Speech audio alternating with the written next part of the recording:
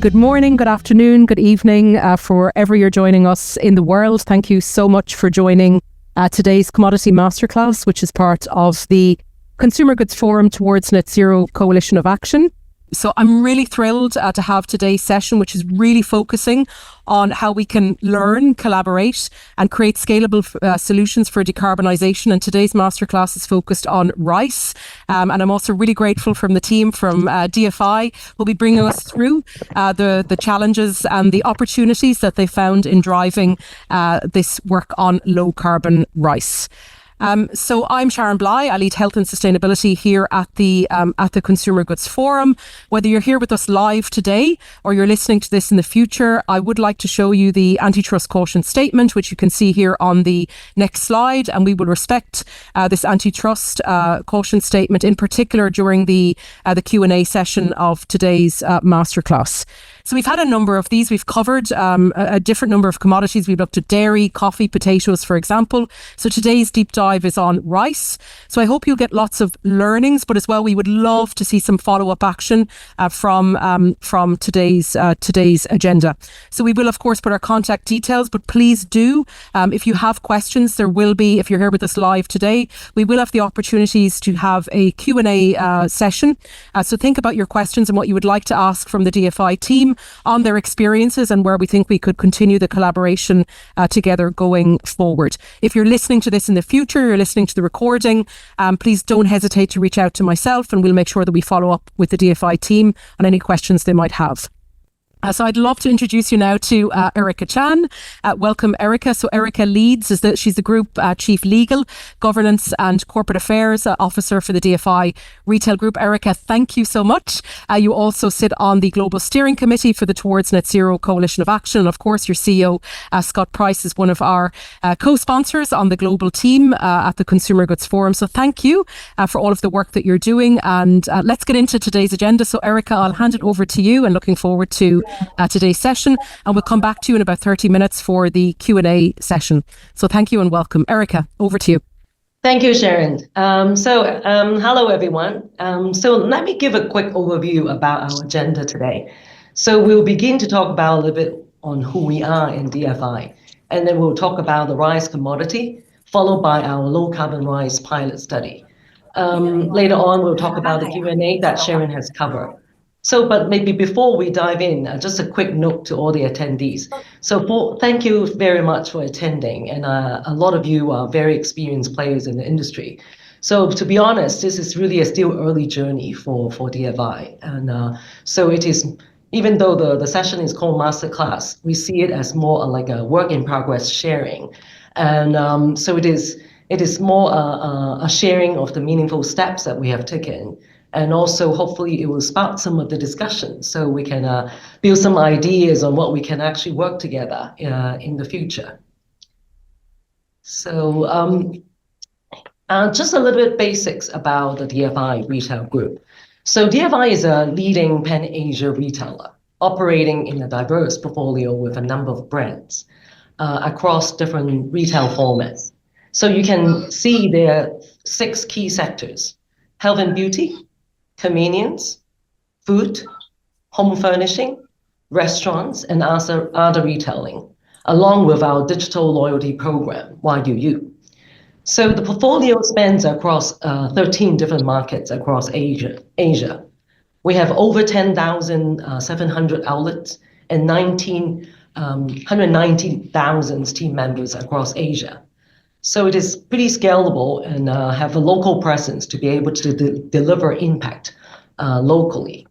So for health and beauty, we operate a well-known brand like Mannings and Guardians. And there's a store over 1,500 stores in Asia. And for convenience, we manage over 3,400 7-Eleven outlets in Hong Kong, Macau, and Guangdong, and also Singapore. We also is a regional largest players in food retailing, supermarkets, operating supermarkets and hypermarket. And for home furnishings, we also operate IKEA in Hong Kong and Macau and Taiwan and Indonesia. For restaurants, we also own a joint venture with 50% stake with 2,000 outlets in Asia. And we also own joint venture that is Robinson Retails in the Philippines that is operating different formats. So for this slide, you can see the broad footprint that we operate that help us to pilot a sustainability initiative like the Low Carbon Rise project at a scale. So in order to, by engaging value chains, different across value chains, and also offer solutions based on the regional needs. So talking about commodities, rice is a very stable, it's more than just a stable. It feeds over 3.5 billion people every day, and it's one of the most important crops in the world. And but it also comes with a very important environmental footprint. So rice production is responsible for around 10% of the global man-made methane emissions. And it also consumes 1/3 of the world's fresh water used in rice production. At the same time, there is a lot of people relying on and rice as their part of their jobs. It's around 150 million of the farmers that is relying on farming. And so for rice, it is really definitely very significant in Asia. 9 Asian countries that are responsible for 85% of the world rice supply, like China, India, and Vietnam and Thailand. And so for DFI, definitely rice is a clear priority, both from a sustainability perspective and also from a sourcing perspective. So maybe we can move on to look at to just explain why we are looking at rice. It is mainly because of the carbon emissions that are generating from the rice productions. Rice accounts for 1.5% of the total greenhouse gas emissions. So if you look at the chart on the slide from the bottom, you can see 50% of the rice production is generated from continuous flooding of the fields. And when the fields is actually stay flooded under the water, oxygen level dropped, and it is really the ideal environment for methane producing microbes. So the irrigation energy adds. So for the second level, you look at the 15% is from the irrigation energy. So as water is pumping in and out of the fields and is using diesel and also coal power systems, so that also is generating the 15% emissions. Another 15% on top of that will be from the productions of the nitrogen-based fertilizer. So they are critical for the yields, but it is generating and using energy. Another 10% is actually from the land use change, and it is coming from either deforestations or draining the wetlands, based on from converting the natural ecosystems to the rice fields. The last 10% is coming from the on-farm energy use, as you can imagine, from harvesting using fossil fuels and also the stubbles burning. So in short, it is a very high impact crop that we see opportunity for intervention, and particularly in the water and fertilizing management. And so we would like to really target and finding practical solutions to deal with the carbon emissions reduction. So for this slide, it really outlines on how we prioritize for DFI in terms of our Scope 3 reductions effort using 3 materiality criteria. One is on the emissions volume. The other one is on abatement potential, and then is on the feasibility implementations. So on the left-hand side, you can see the breakdown of our DFI Scope 3 emissions across 15 categories. So you can see first categories, purchased goods and services, that makes up the big majority of our total Scope 3 emissions, 66.7%. And a lot of it is the major driver based on the agricultural linked supply chain. So on the right-hand side, you can see a lot of bubbles, and they are mainly plotted based on 2 main areas. based on abatement potential and also ease of implementation. So the bubble size indicated the emission share of each of the categories, and the orange color bubbles basically highlight the priority areas based on emission volume and also the where we see potential material impact and the practical pathways to reduce the emissions. So that really leads us to come to the conclusion on focusing on four priority commodities: rice, coffee, dairy, and beef, and based on the high emissions and also the influence that it gets to. So now we are diving into the carbon emissions on rice. This slide shows 12 main levers to reduce emissions on rice cultivations. Today, we'll only focus on 4, and that we have applied and addressed in our low carbon rice pilot. And first, I would say is alternate wetting and drying, AWD. Later on in the later slide, you will be able to see a photo to illustrate these AWD. This is really an irrigation method. Involves in drying and reflooding of the field, which disrupts the methane productions. And research also shows that this method can cut out the methane emissions by up to 14.8%, while we are reducing the water use, but maintaining our yields. Second one is on direct seeding of rice, DSL. This is like different from the traditional method when we are putting, which involved raising seeds in the nursery and then transplanting it into the flooding fields.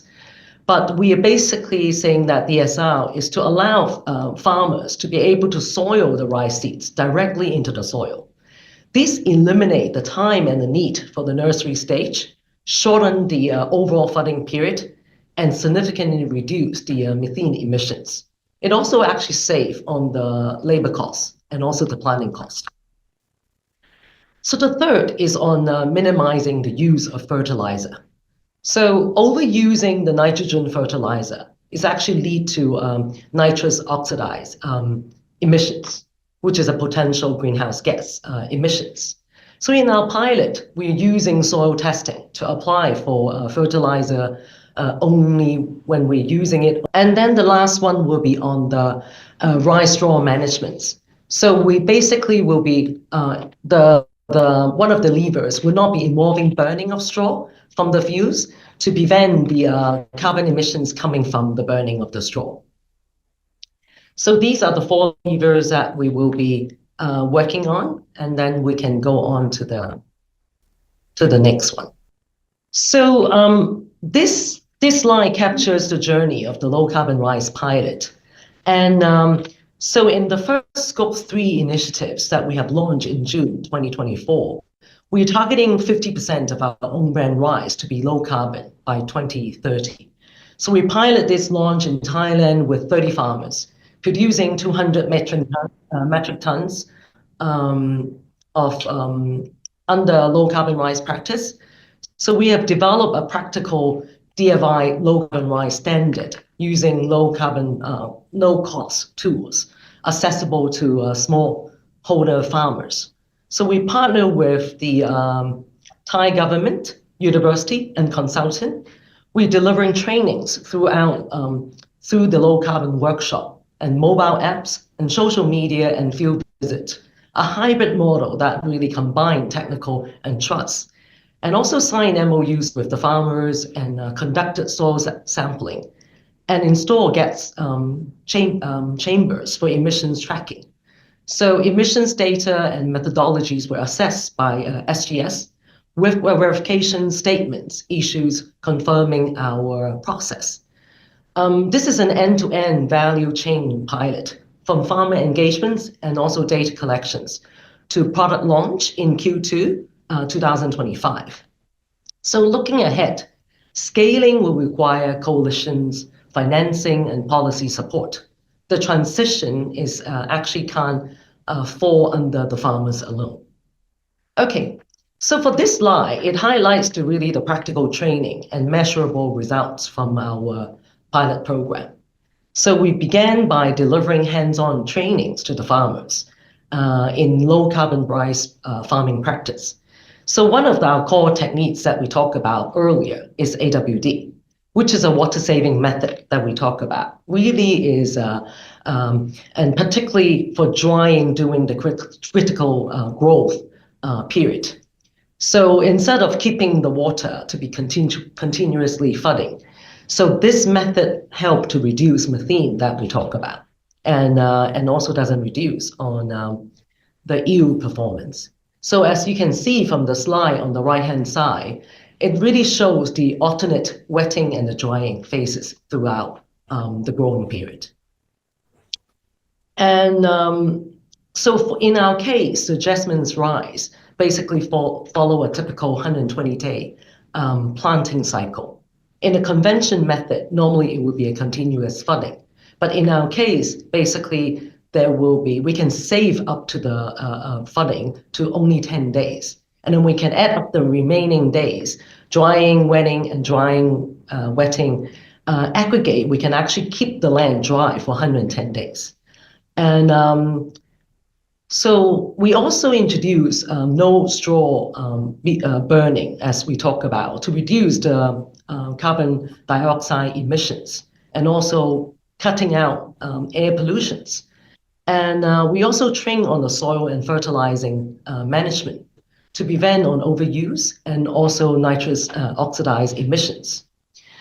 In order to support the adoption, and also the farmers actually receive a price premium on the low carbon rice through the suppliers partnership. And we also implement a very simple low cost monitoring solution using multiple water pipes to monitor the field water levels. So on the measurements, and early on we talk about mobile. So we use mobile app-based farmer audits to validate the self-reported data, and also calculated greenhouse gas emissions using compliance adjusted data. So the results were also verified through the gas chamber testing, which shows that in reality, on average, there is a minimum of 30% greenhouse gas reductions. So, but that also depending on, after subject to the weather and the water use and fertilizing use. And that data is independently verified and by a separate consultant. And that really give a strong base on giving the more transparent data to confirm the emissions. So this slides showcase how DFI is actually pioneering on on-farm greenhouse gas monitoring through a structural assurance approach. So at the core, it is really I would say a DFI low carbon rice developed standard. So we follow through a 3 assurance framework to ensure accuracy, transparency, and credibility. So first, it is a MRV. It is under a monitoring, reporting, and verification model. So we conducted a daily field level audit through the mobile app I talk about, with the farmers submitting the water level photos of their fields. And this is a low cost and digital approach to enable traceability and scalability without relying on very expensive technology. And second, we also going through emissions verification process.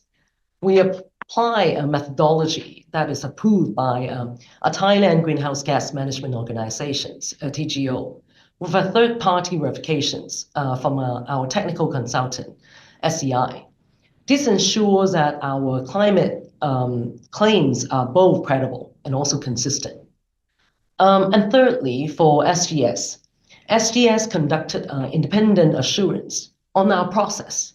So issuing our verification statements, confirming our process compliance, which helps to build also transparency and consistency. The benefit of this model are pretty clear.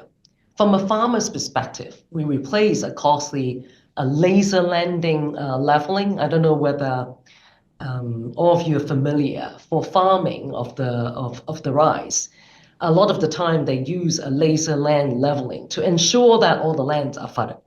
In our case, that costly method is actually replaced by a very simple and low-cost multiple water pipes to help alternate drying and wetting method to monitor the water levels.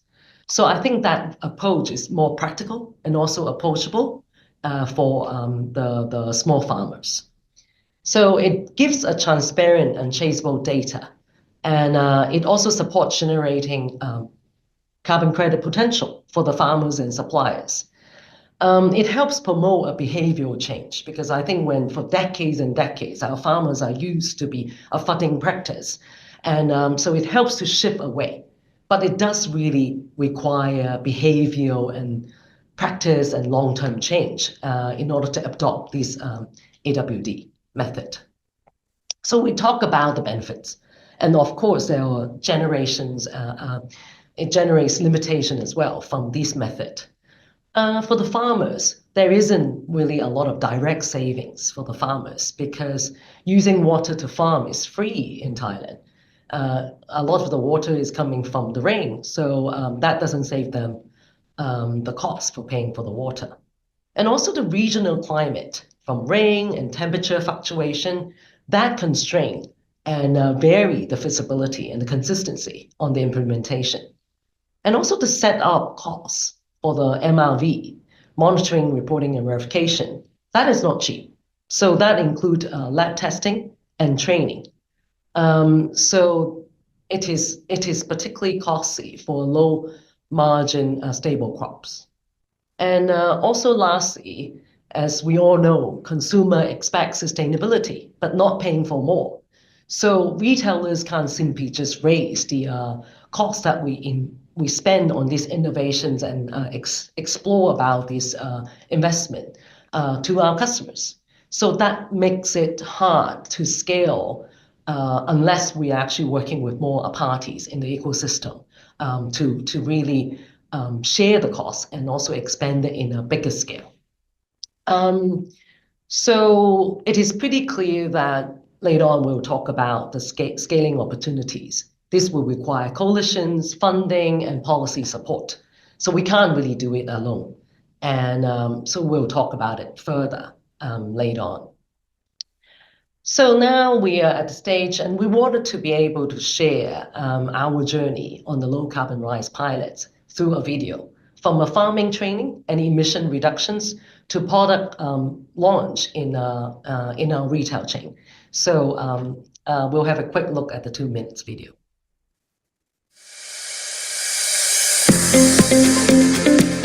Starting with a bowl of rice, DFI Retail Group sustainably serves Asia for generations with everyday moments. While rice nourishes millions every day, its cultivation releases significant greenhouse gases at every stage. In Hong Kong alone, the carbon emissions from rice consumption are equivalent to driving around the Earth 106,000 times, a critical issue we must address. Reducing Scope 3 emissions from rice cultivation has to be a collective effort. That's why we partner with our upstream suppliers in Thailand to pioneer a sustainable farming program.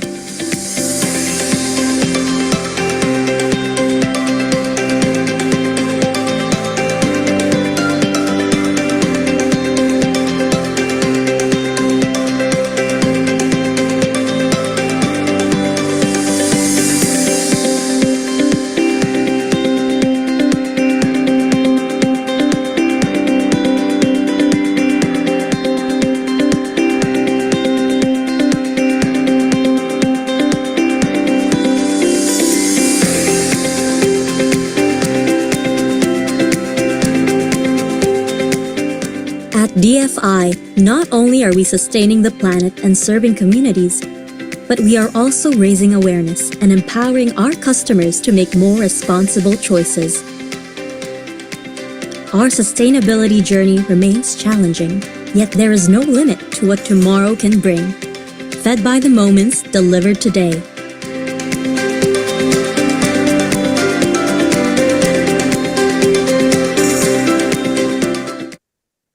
So scaling a low carbon rice program isn't just about what happens on the farm. It is about how to build the ecosystems that support it. So for the ways forward, there are three areas that I think we can work on. So first is to build the coalitions and to build stronger coalitions on that front. A multi-stakeholder approach is important to involve suppliers, distributors, farmers, and governments, and also banks and industrial associations to help us to scale smarter, faster, and also to share best practices. So this is how we turn a pilot into a more longer-term practice. So retailers can't carry out this transition alone. And in reality, tight margins mean that we can't really simply do it on ourselves. So on second part, I think we must diversify on the financing opportunities. So today, the burden falls too heavily on the farmers and the supply chain partners. So we do need a mix of solutions. Ban incentives, such as lower interest rate, to tie to sustainable practice, government funding, and also generating carbon credits for the suppliers and the farmers. And also having a supportive regulatory frameworks is also very important to embrace it. These tools are essential to make low carbon rice adaptive to be more viable, especially for small farmers in very low margin crops like rice. On the third, I think we need to educate our consumers more on awareness about how the low carbon rice help on the low carbon emissions. And I think producing a low carbon rice also differentiate ourselves from the other retailers. So a lot of the shoppers actually want sustainable products like what I talk about, but they're not willing to pay additional costs. So we can't just rely on a price premium to fund the transitions.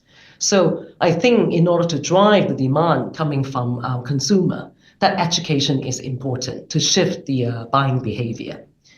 So at the end of the day, I think it is important that retailers come together to align, share what works and what do not work, and we move forward together, just like in this opportunity with CGF to be able to share learnings and to drive change. And so thank you. I think, so thank you, Sharon, for the opportunity. And I think we will pass it on to talk about a few snapshots so here is a few snapshots from our pilot field visit, showing the people and the work and the moments that we have make it real. And so we're here happy to take any questions that you might have. And also here is our contact for anyone that is interested in our coalition opportunities, particularly on rice, and also other sustainability initiatives that are related to business formats or product categories. Wonderful. Thank you so much, Erica, and all the team at the DFI group for sharing all of the insights and the challenges and the opportunities. So for everyone who is listening to this recording, if you do follow up questions, please reach out to Erica or myself. We'd be happy to connect with you when you're listening to this in the future. And for those of us who are here live on today's session, please do think about the questions that you might have for Erica and the team. You can pop them in the chat, and we have some time now to get through a Q&A section. So